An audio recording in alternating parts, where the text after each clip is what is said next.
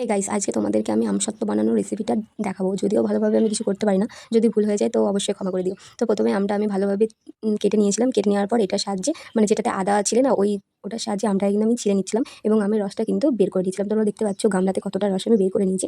এরপরে কিন্তু গ্যাসে গরম কড়াতে আমি ওটা দিয়ে দিয়েছিলাম। তোমরা সেটাও দেখতে পাচ্ছ যে কীভাবে করছি। আর হ্যাঁ, এতে আমি কিন্তু পরিমাণ মতন অল্প একটু বিট লবণ আর পরিমাণ মতন একটু চিনি দিয়েছিলাম। যেহেতু এটা আমাদের গাছেরই আম, তাই আমটা কিন্তু ভীষণই মিষ্টি ছিল। তাই চিনি কিন্তু অল্প দিয়েছিলাম, অতটাও দিইনি যে অনেক চিনি তা না। তো দেখতে পাচ্ছ এটা যখন ফুটে মানে গরম হয়ে গেছিলো, মানে জলটা যখন মরে যাচ্ছিলো আমের রসটা, তখন হালকা নুন আর চিনি দিয়ে দিয়েছিলাম। তো সেটা দেওয়ার পর আবার বেশ কিছুক্ষণ আমি কিন্তু এটাকে নেড়ে নিয়েছিলাম যাতে গাঢ় হয়ে যায়, কারণ গাঢ় হলে কিন্তু খুব তাড়াতাড়ি রোদে শুকাতে অল্প টাইমের মধ্যে শুকিয়ে যাবে। আর যত অল্প টাইমের মধ্যে শুকিয়ে যাবে তত কিন্তু এটা খেতে টেস্ট বেশি হবে। তো সেটারই চেষ্টা করছিলাম আমি, যদিও এটা আমি প্রথমবার করেছিলাম, এর আগে আমি কখনো এটা করিনি।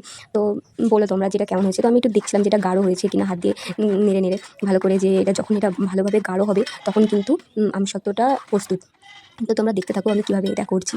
আর তোমরা কে আমসত্ত্ব বানিয়েছো অবশ্যই বলবে। এখন কিন্তু আমের খুব কম দাম, তাই অনেকেই করেছে। এরপর হয়ে যাওয়ার পরে থালাতে সরষের তেল লাগিয়ে নিয়েছিলাম। তারপরে 4টে থালাতে পরিমাণ মতন দিয়ে ভালো করে ওটাকে মানে প্লেন করে দিয়েছিলাম যাতে আমসত্ত্বটা ভালোভাবে ওঠে। এরপরে কিন্তু আমি রোদে দিয়ে এসেছিলাম। দেখতেই পাচ্ছ রোদে, আর এখন যা প্রচণ্ড রোদ, এটা মেঘের আগে প্রচণ্ড রোদ ছিল। এরপর কি সুন্দর উঠে পড়েছে দেখো তোমরা।